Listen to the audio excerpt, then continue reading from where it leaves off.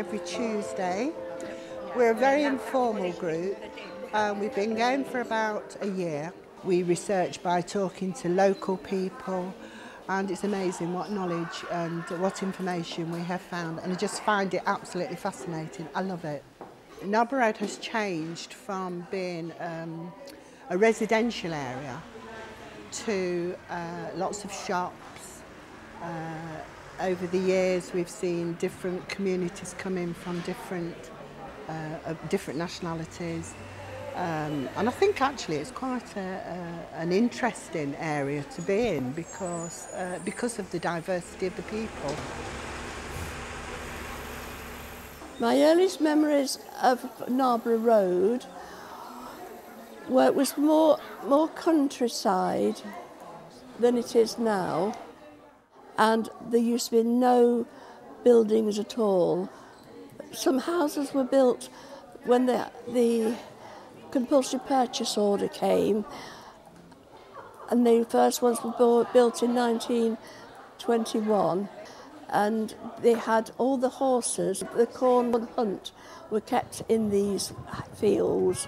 After they had the hunts, they used to go down to the Huntsman pub, which is still there.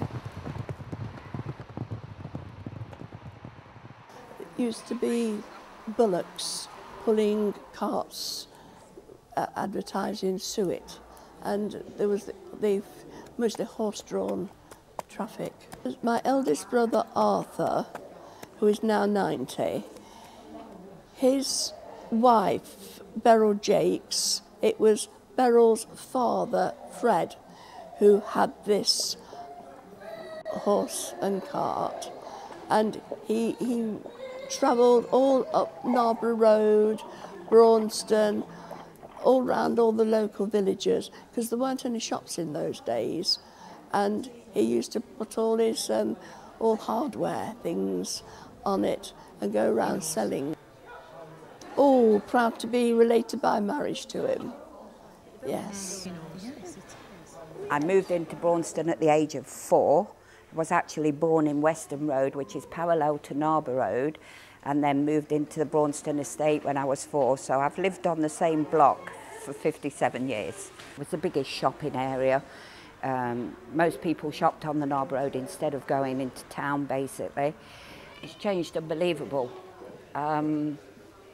People tend now, it's more of an evening thing now. It's got so many bars and so many takeaways that younger generations tend to go down the Narborough Road and Braunston Gate, which Narborough Road leads on to, more as a social life now. At the evenings it's very, very busy. We are standing in the Castle Gardens of Leicester, which is just at the end of Narborough Road. We're standing here because we are by the statue of Richard III.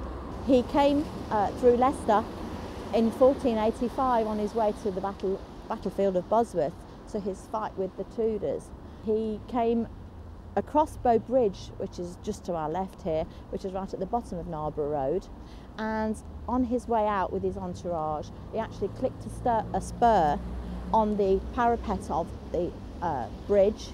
There were lots of people coming to see him and cheer him off to go into battle, and an old crone that happened to be in the crowd said that on his return he would strike his head on the bridge, and he did die at the battle. Henry Tudor actually won the battle, and they put his naked body over a horse and they brought it back into Leicester, back over the Bow Bridge, and rightly enough his head did strike the bridge on the way back into Leicester.